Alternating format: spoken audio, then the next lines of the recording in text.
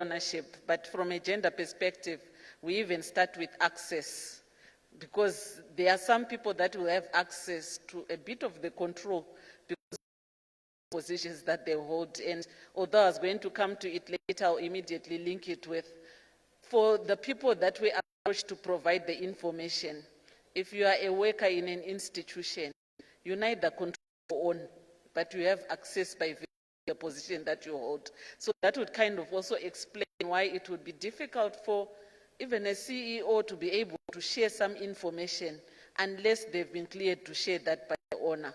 And just also going to the public side that patients spoke about, they were supposed to provide the information, but it's very easy to provide.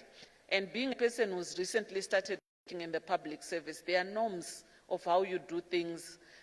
So there's always that issue of how do you balance the Official Secrets Act with this request by a media organization for information. So not that I think here I'm just trying to explain, although I will stand and say that that balance needs to be quickly found, because you do have a responsibility if you're a public institution or even a private institution, especially a media institution that usually asks everybody else to share information. You need to also be able to come to the table and do what it is you expect everybody else to do. So I've spoken about the issue of access, control, and ownership. And also the issue of media speaking truth to power. So when we're talking about issues of ownership, and this reminds me of just before 2013 elections, where I was speaking to Jelas Mawarid, or one of the media people. And I was quite disturbed because when we spoke, because for me, when I'm talking to journalists, as a journalist, I'm not usually always thinking of the profit issue. I'm thinking of what it is we learned in terms of you're a journalist, what is the role of the media, so the public good to the work of journalism. But I remember that you were concerned about the issue of need to ensure that you make profit. So it's another issue that we have to think about, to say the ownership and the profit motive, how is that being balanced with what the media is supposed to be putting out? And to what extent does what we get more the profit motive than the public good motive? And I've already spoken about the issue of accountability to say that for this research, it should have been easy, but we know it would not be easy to get information, because the media is in the business of forcing everybody else to provide information. So they should also be able to provide information. And then even the issue of funding, because again, he who funds, even if they don't ask you to censor yourselves, you feel yourself obliged. So it's important that the funding issues also come into play, and the ownership, because the ownership is usually going hand in hand with the funding. So it's unfortunate, at least in one of the more conspicuous organizations, we're not able, or the research is not able to confirm, because that's information that the media, I think, needs to go out and give us an answer to. And then I was going to, because my interest is also in issues of gender, but maybe before I come to that, it's unfortunate that we've got or institutions which are not digitized, because what this basically means is, even now, I think that experience was the information that's important, that should be there, could not be accessed. So that's definitely something that needs to be done by all institutions, especially in the wake where the digitization is now no longer a choice, but the norm. So it's actually very important. And then I also noted, when we go to the content, the issue of pluralism without diversity. And from a gender perspective, this is an issue that, you know, sometimes when you hear that there are 116 registered publications, and even when you hear that only 33 of them are operational, for some of us whose work is to not only look at the number, but to also say what is the quality of what they are putting out, the gender diversity does not come out that much. We see that no matter how many publications are out there and registered, The format and the angle of reporting is still the same, and the recognition of certain groups, social groups in the country, is still not done in the same way. So I guess this is also something that the Media Commission, now that they have commissioners, need to think about in terms of issues of registration and others as part of their advocacy work as a commission. How can we make sure that the media landscape reflects not only the interest of the few, but also the interest of those who may not have a voice, those who want to get information but do not always manage to get information for reasons of affordability, for reasons of language, for reasons of geographic accessibility, depending on where the products, the media products are being put out. And I want to also maybe just end quickly by appreciating that at least in terms of registration, some of the smaller publications were trying to also diversify their reach in terms of language. I think money, the very Soto and all that, because in the just ended Constitutional Amendment Bill 2 consultations, I was lucky enough to be in Lupane. And when you listen to people talking about how they need access to the radio stations, they need to know what is happening in the country, then it tells you that you need to be able, whoever you are in the media landscape, you need to be able to do a bit more to be more relevant. Then also the issues of, how much time do I have, if at all? And I'm releasing you even as my son-in-law. You can be honest. Okay, so the only other thing I want to say is when we hear that there are 211 media services that are registered, the question is always, where are they? We don't see them. They are registered. And so for me, it also then still goes back to the 116 that are registered at least for the publications, but only 33 are operational. And you want to think of that next to the many other people or institutions that would want to be registered but cannot be registered. It's something that we need to think about. Thank you.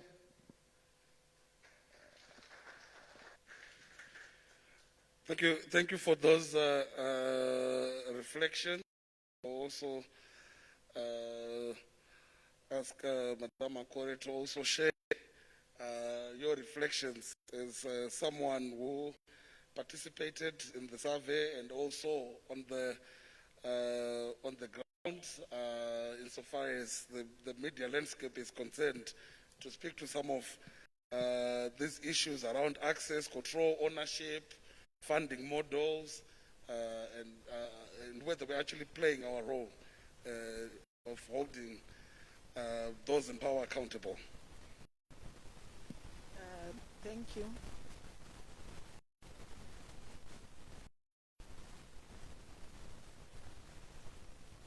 It's difficult to speak with on and social distancing. So. Thank you for the report. I must applaud the researchers, media monitors for this very worthwhile project. I think a week or so ago there was the launch of the barometer, and that took a different kind of slant, but again gave us an insight into how the media industry is operating. For me, it is extremely gratifying that as we are now looking at ourselves also as an industry. The challenges that we have and that we are seeing are not abnormal. I think that's the normal way, because we are not used to sharing information. We have not been doing this. In some cases, we may not know how to do it. And obviously, issues to do with suspicion will come up. If you want information from me and I'm not quite clear why you want the information, how that information will be used, it doesn't matter in what context. It will be difficult to get that information. what I like about the objectives is that these are objectives that will be ongoing, to get a better understanding of the media, understand ownership patterns, and like Virginia alluded to, obviously he who pays the piper calls the tune. Also to add to the body of knowledge, of evidence about the media. When Patience was presenting, or was it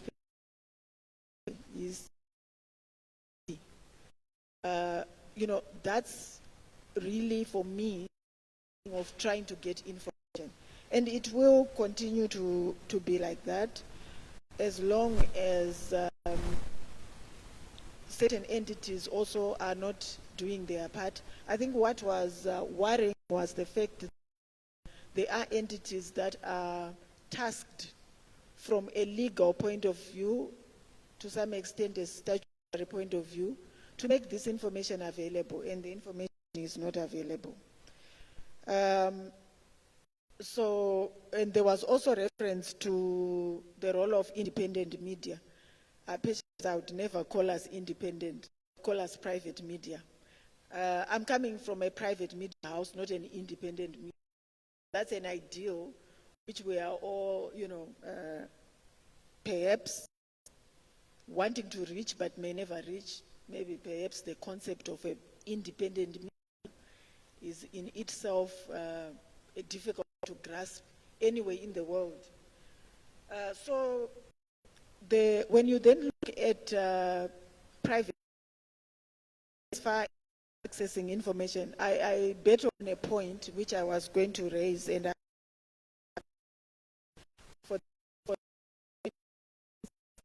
the issue of information,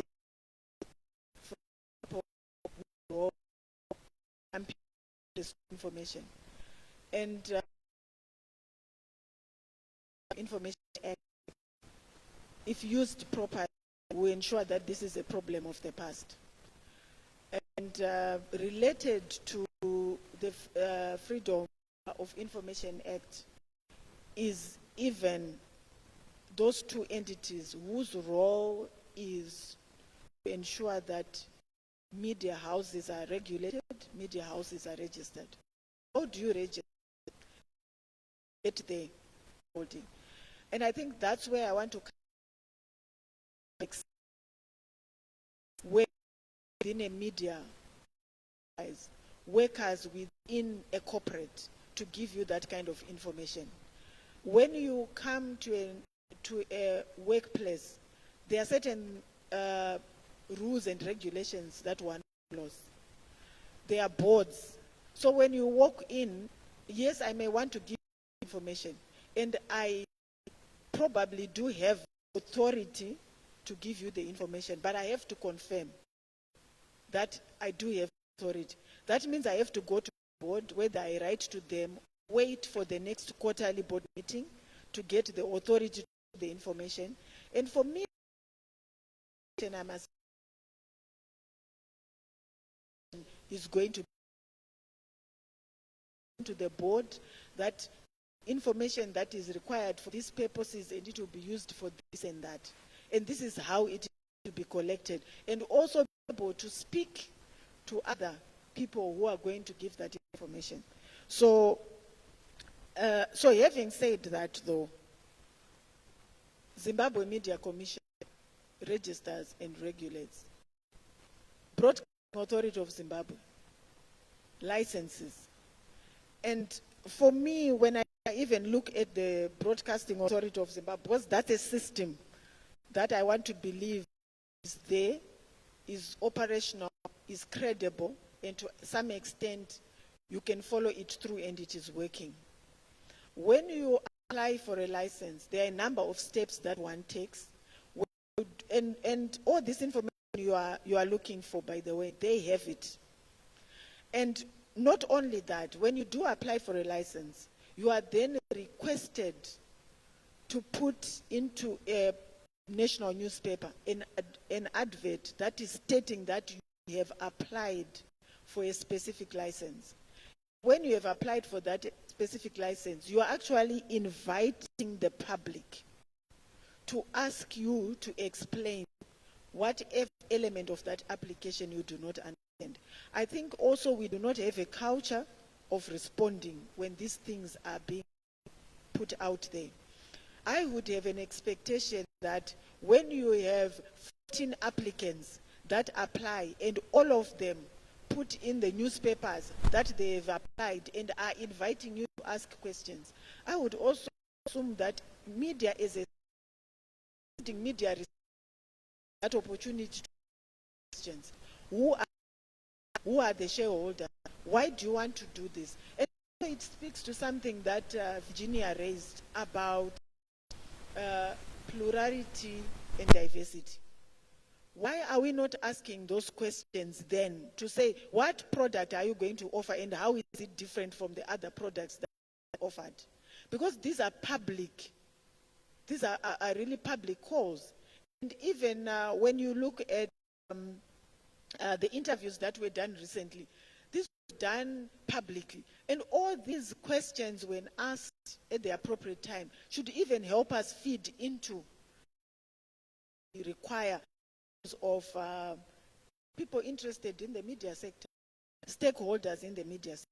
So these are elements that are there, that exist, that we are not making use of. So we need to also make use of those. Because to me, when you come to me now and I'm a worker within AB, and you are asking me these things, I'm thinking, okay, all this information I have provided. You want to know who are the shareholders of AB Communications. It's not a secret, it's actually public knowledge.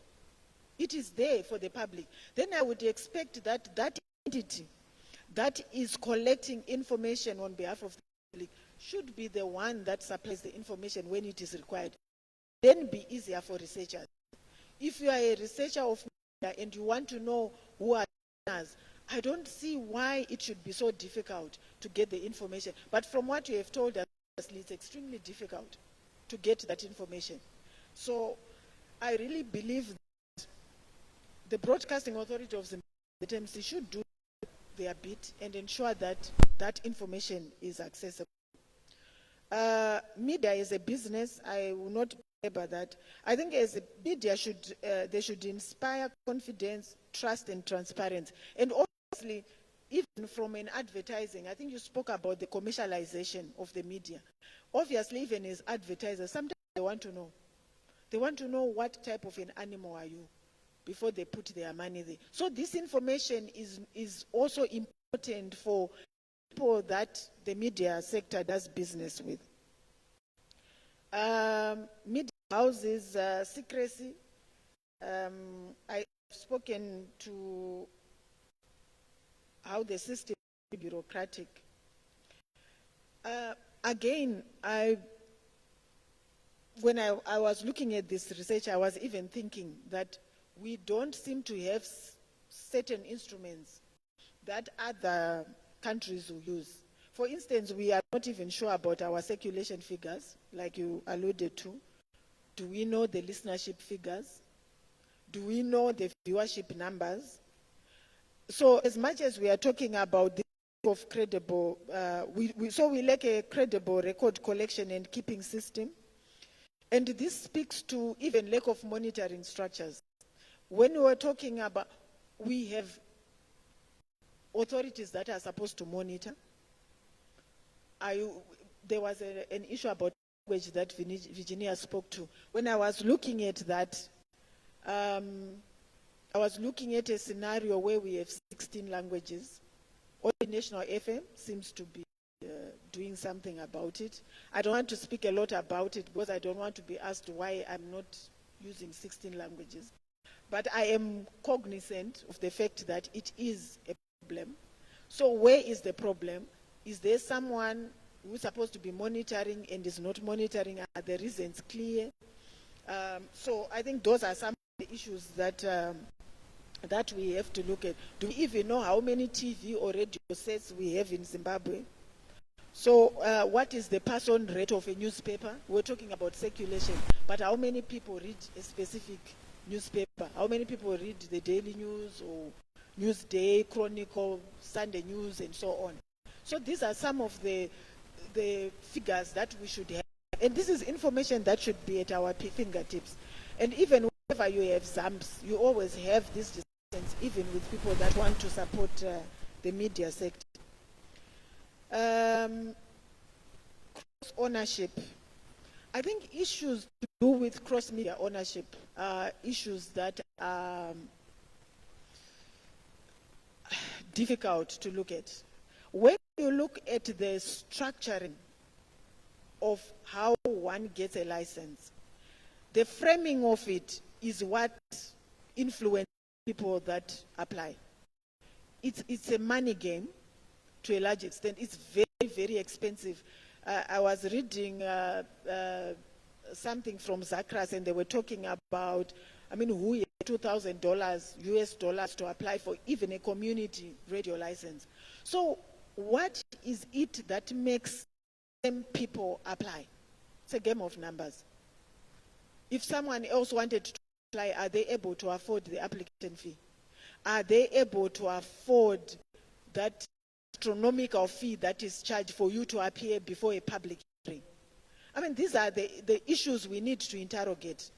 Yes, you want more people, more players to come on board. How many players can afford those astronomical figures for them to come in? So you have to then look at that, because that is where some of the challenges are. So as much as you are looking at this, you have to look at the cost elements as well. Business models, commercial, even for public, what you are calling state media, it's commercial. You were actually speaking about it, that you spoke about an ownership structure. ZBC is state-owned. Now they'll be getting money from Treasury. But you were talking about the fact that they have licenses commercial. Why? Because it's about making money. We go into the market together with the ZBC to fight for the advertising dollar. There is one aspect, I suppose perhaps looking at when the research was held, that is missing. You see this beginning to play out with the campus radio stations. What are campus radio stations licensed for? They are not being licensed under the same model of commercial, so they don't have the public hearings. But what are they doing right now? They are fighting for advertising with local commercial radio stations.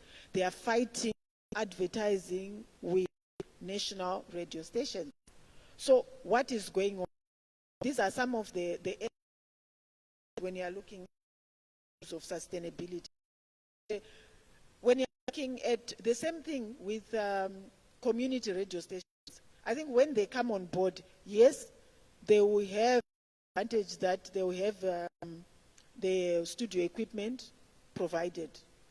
But how will they make sure that they are on air, say 24 hours a day? What are they going to do about their power bill? What are they going to do about even just the transport? Let's say for argument's sake, the volunteers. How are they going to transport those people to come in and give of their time? So there is obviously an element where cost we have to and these are some of the issues that we have to look at. We are looking at those 16. I think radio is doing well. You said there are 16 licenses that were issued. All 16 of them are operational. Level of success there. We spoke about issues to do with language. Can then afford to make sure that they employ all these people who can feed the 16 languages? So now those issues come into play, that yes, they are operational, but at what level, what type of product are they giving out? It's a challenge for broadcasting. So I think you did give a breakdown in terms of transmission and the transmitters, the difference between what Radio Zimbabwe is doing versus 263 Classic FM, Classic 263, yes. Vis-a-vis that, what impact does that have to people that want to listen to Classic 263? And I was very worried yesterday when I was listening to the permanent secretary talking about the 6 radio stations that have been licensed. And he was actually saying that they require 48 transmitters for them to be rolled out. So far on 18. So you do the maths, the majority number of transmitters that are not available. So how will that even impact this product that we are talking about in terms of diversity of views? So these are some of the issues where you are then looking at funding. Will the funding be there?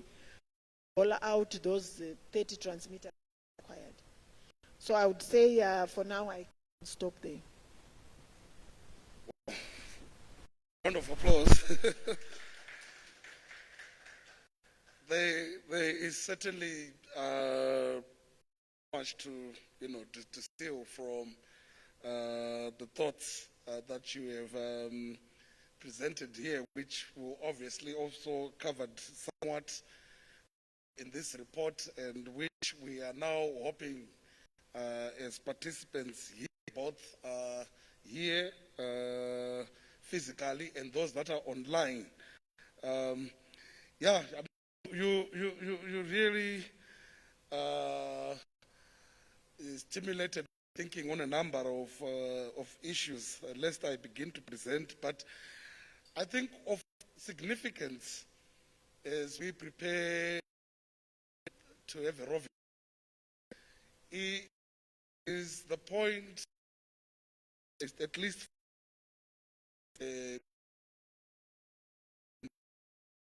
independent of this.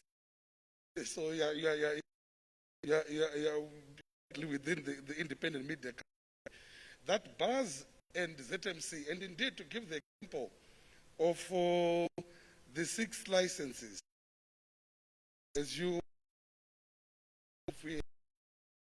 out of 48, I don't. It's 4. It should be about the right pursuing the citizen, and not the other way around, where it is the citizen that is right, which is why which is exposed the Freedom of Information Act of proactive disclosure, that it is that should say, hey, these are applications, who owns what, this is how we scored, and this is how we at vis-a-vis or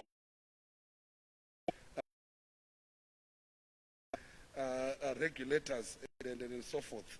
And key point as well around who pays the pipe. The publication was really looking at who owns the piper, especially the last limited for maybe AB Communications Alpha Media. These are actually for who are citizens, not the people that are the ones that are paying the pipe model. But anyway, I'm just make a submission by way of to contribute to reflect on the presentations, to discuss,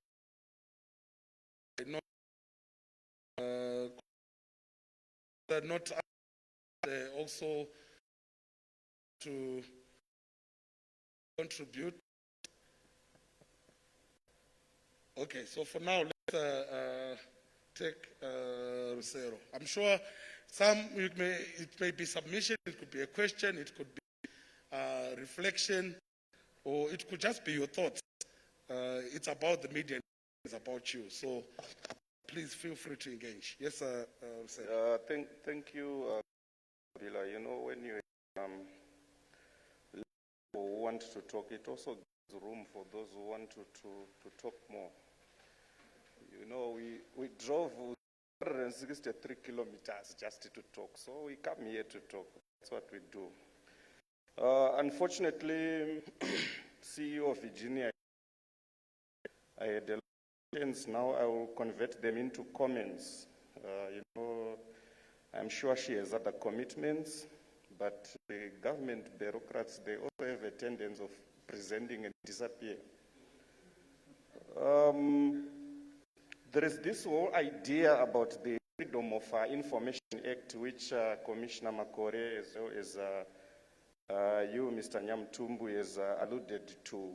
But the greatest crisis, yes, we have this critical weapon at our disposal as media practitioners. But unfortunately, this act, like several other good acts, they are just gathering dust in shelves. Nobody's even realizing it, even the media. Yes, it's a critical tool at our disposal. But you know, the problem with journalists also is that we tend to write the most and read the least. This is an empowerment tool for the media, but it is not being used because we now call public officers to release what is public information.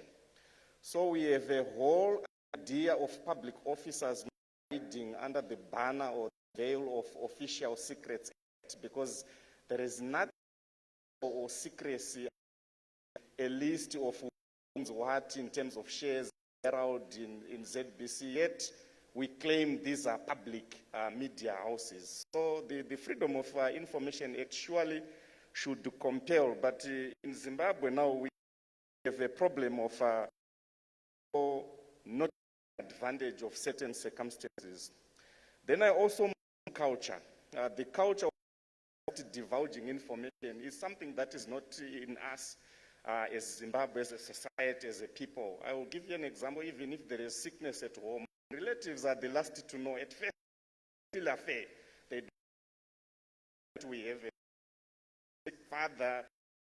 For cultural reasons are best known to ourselves. Then it goes to issues of censorship. Issues of censorship derived from ownership and self-censorship. The culture of censorship is still amongst us, typical of the UDI era. Only yesterday you have a whole masquerade party offer a shame and buried on WhatsApp and aspires to offering a statement to members to participate in WhatsApp. So that kind of censorship tells you where we are as a society and as a country. Then there was the issue of digitalization. More than that, we also have a crisis of declassification of information.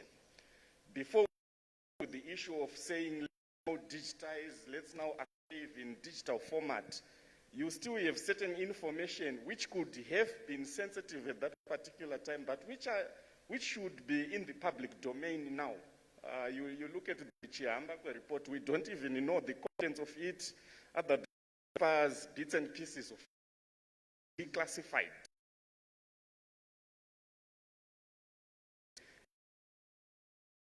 Let's rebury, let's do A, B, C, D, but certain information is a preserve. Then I will also quickly go to what Commissioner Makore was saying in terms of access to information. I think we also have a problem at government level, at bureaucratic level. Both the Mugabe government and the Mnangagwa government, they seem to be desperate to appease the spirits of the angry whites, because the challenges that local researchers face and the easy access that foreign researchers get, it doesn't tell you. If a white man enters Mnumtapa, see, go past the second. Where is your ID? Where do you come from? What do you do? But whites, they come, busy reporters, they come, they have access to everyone. as a country, desperate to appease the spirit of the angry whites more than we can facilitate access to information to researchers and journalists at a local level. We still have a challenge in that respect. Then lastly, there was the issue of campus radios, which Commissioner Makore also added to. I think campus radios, here is a facade. The government is masquerading. It's giving an impression that it is doing out of nothing. In institutions. Only when I was testing it before license, because radios are specific advertised. They are not commercial advertised. You can why you give an impression when even a church should just have its own radio. If bad, the impression that we are licensing the kind of license and other minds are yearning for. We really need genuine licensing, not these are cosmetological approaches that the government has put in place. To stop here for now. If there are no other, I will continue. Thanks. Right on your last point, you end up groups.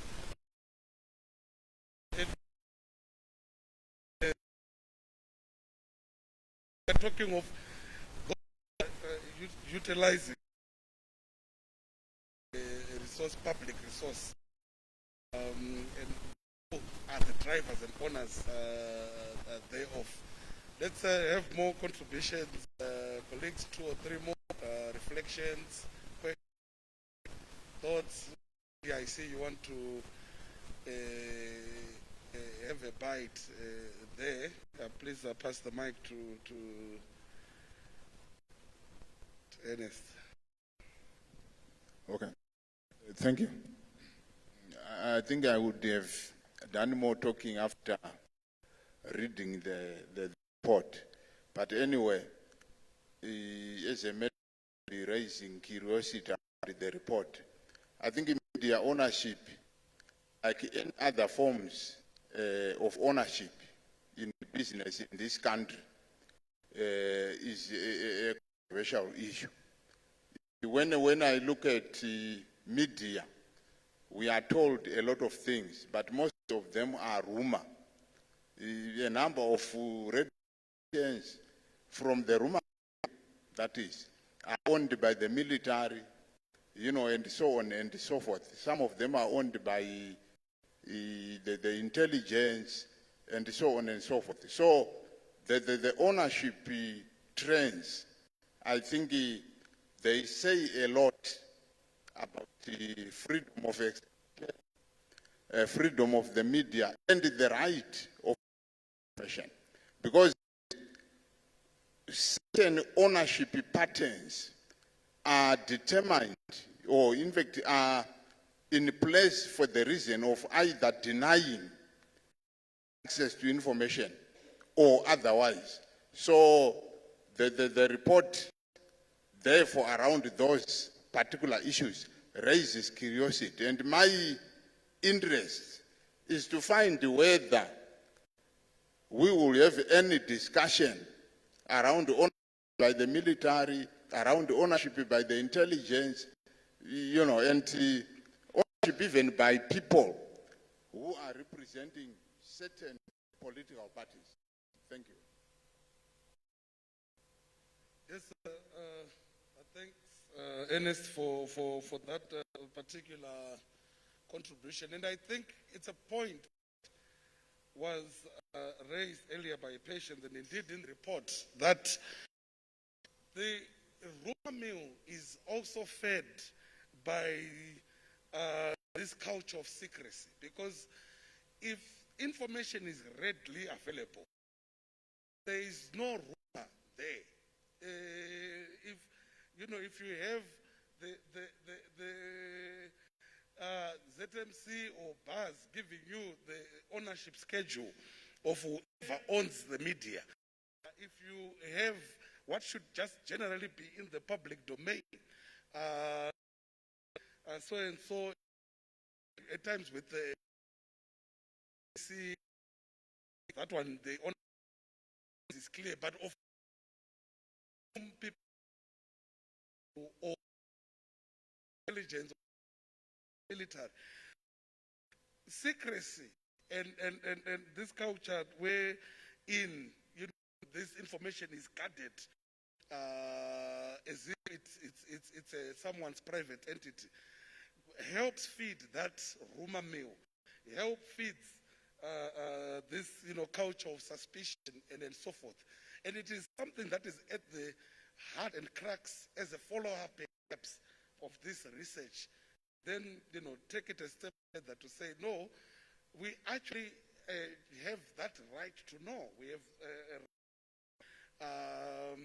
have this information. It is in the public domain. It is a public resource. So critical points that you raised, but as patient said, they dealt with what is on record. And what is on record is the presentations that are here, the perceptions and the rumor mill. We ought to do with it and ascertain exactly who owns what. Yes, carry on. Yes, all right. Thank you for the presentation questions.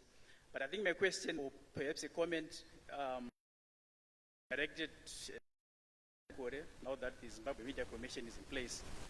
I think as a commission, the public service mandate, because what we're discussing here are issues to do with access to information and making sure that public is easily accessible to the public. To what extent is the commission obliged to possibly public service education in terms of letting people know and making this information publicly available, especially through the Freedom of Information Bill? Is it not part of the mandate as a commission to make sure that they educate the public so that they know the kind of roles and rights that they are provided for by the itself? Because I think one of the problems that we have in Zimbabwe is that there's very limited urgency and desire by members of the public to want to know. People would rather just stay and not even ask questions. But I'm saying, now that we are having this law, is it not also part of their mandate to do public service education, to let people know their rights, and make them ask these critical questions? Thanks for your contribution. I'll take maybe then just round up when. Thank you very much. Mine is just to express my appreciation for this production of this report. I agree with Dr. Russell that journalists in Zimbabwe write a lot, but read less. I've always also mentioned in other forums that if you want to hide against from a Zimbabwean journalist, you put it inside. You go to Europe, we find it. Having said that, this is an addition to our scholarship in the media. There is lack of scholarship. We really want again to appreciate Madam Zerima and her team for producing this report. It is my appeal to our professionals. Read this breaking research, including Mr. Jara Chirere, so that we take stock of what is happening to our sector. Thank you very much. Thank you. Do we have any other? Going once. Okay. If not, I'll just ask questions and Susan to share any last thoughts for what has emerged from the plenary. I see you've got mic already, Susan, so you may carry on first. Thank you. I think most of just additions and comments. The question, ZMC. I'm not here as a commissioner, but I understand once a commissioner, always a commissioner. So as much as I cannot speak on behalf of them in the broad sense, but I think generally what you are saying is correct. To say that when you are looking at what is acted in the Constitution and also what is in the ZMC bill, it is quite clear that one of the roles of ZMC has to do with education and public education, educating people so that they know their rights. And I think when you are also looking at the ZMC itself, as it presides over the Freedom of Information Act, it will also preside over the Media Practitioners Bill when it comes. And I think that there was a lot of discussion about what will be the expectations of, in terms of expectations of ownership.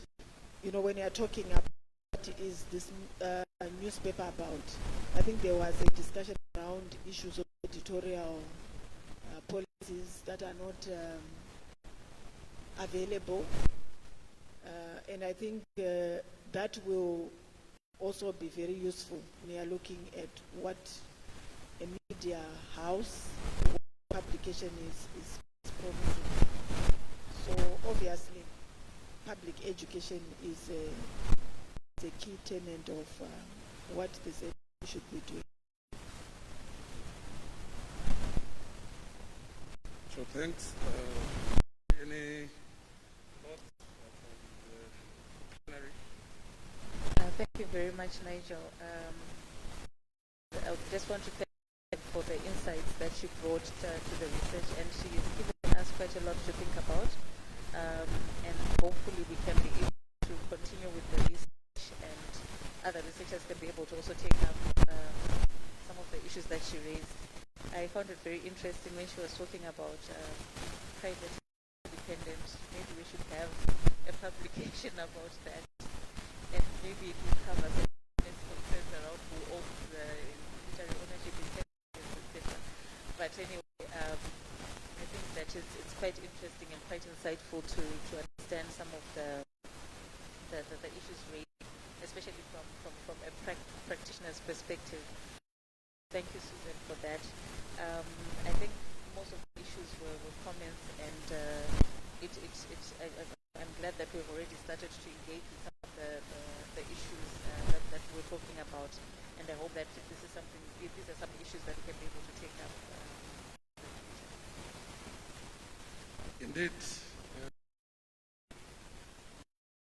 Actually, this report just revealed how much work we still have and how much we need to continue to reclaim our space as media practitioners, how best we ensure that the media function independently, and yes, independently, and all that we can have, accountability and indeed the professional landscape. At this point, I'm going to call upon Tinashe and Patience to come officially launch. I think this is where those that have pictures and so forth, please come to the front. You can present. Do we have colleagues from FES?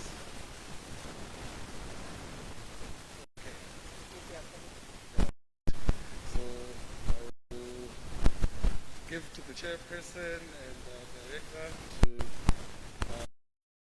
present the report to people. Thank you. Thank you once again, Nigel. On behalf of the Media Monitors Board of Trustees, the Secretariat, our partners, AES, the researchers that put getting it out, I would like to consider this report duly launched.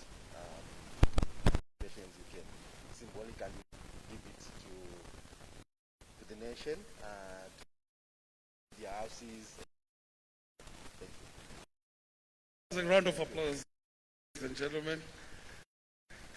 The conduct, are you satisfied? Am I also in? Yes, yeah. Just to say, thank you very much. Just to say, the report will also be available on the Media Monitors website for those of us joining us online.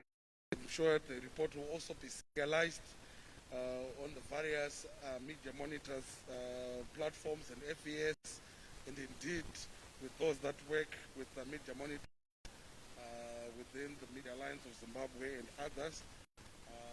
We'll also hope to disseminate it.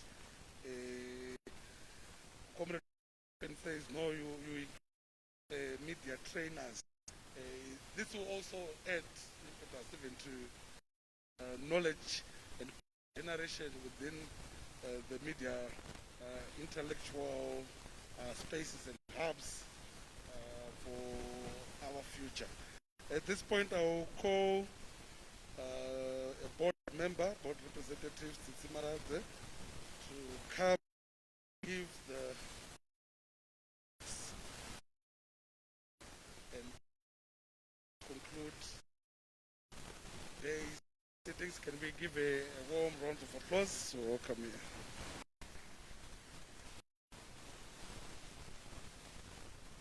Good morning, everyone.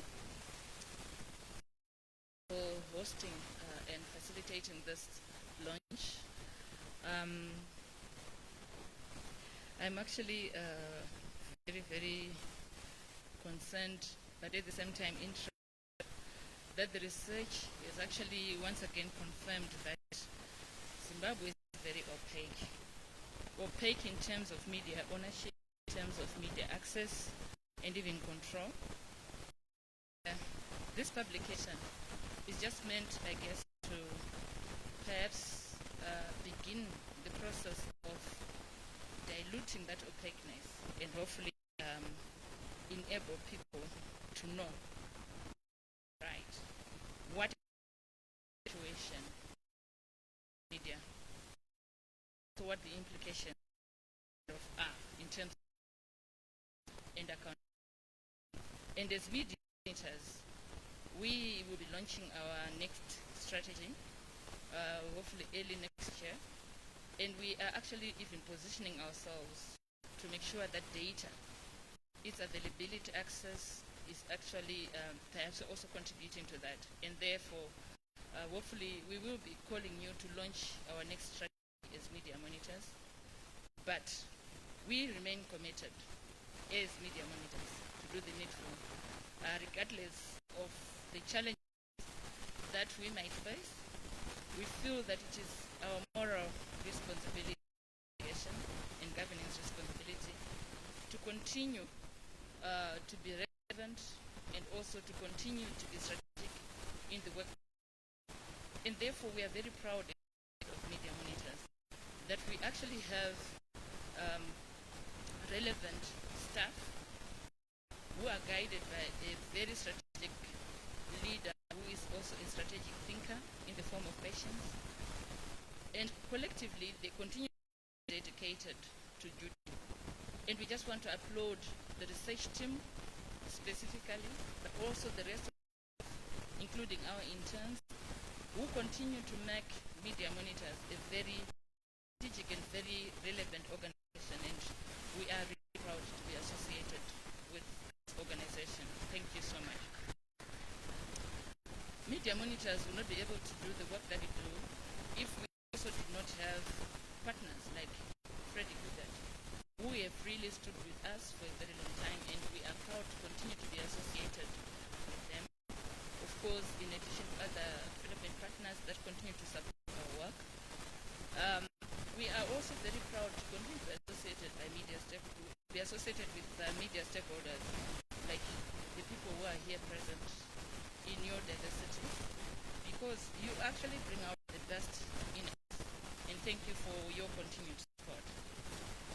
So going forward, please, the publication is out, test it, dissect it, mull on it, internalize it, but please let us know how you are actually using it and why exactly you are using it, and the difference, if any, it is bringing, including to your own work.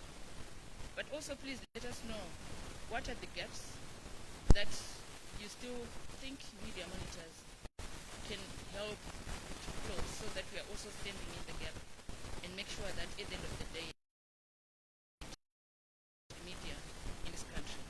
So thank you for gracing this occasion, and thank you for your continued collaboration with us.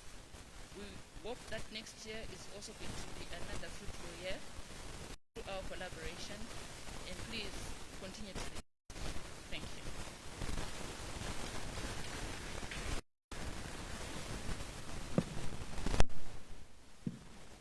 Thank you very much,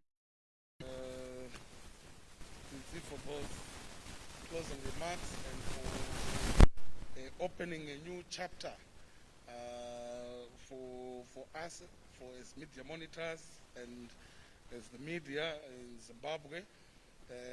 Ladies and gentlemen, colleagues, this is where the official proceedings of this engagement end. But like I said, this is only the end of this particular session, but the beginning first of networking and engaging on thoughts around this as we partake in coffee and so forth.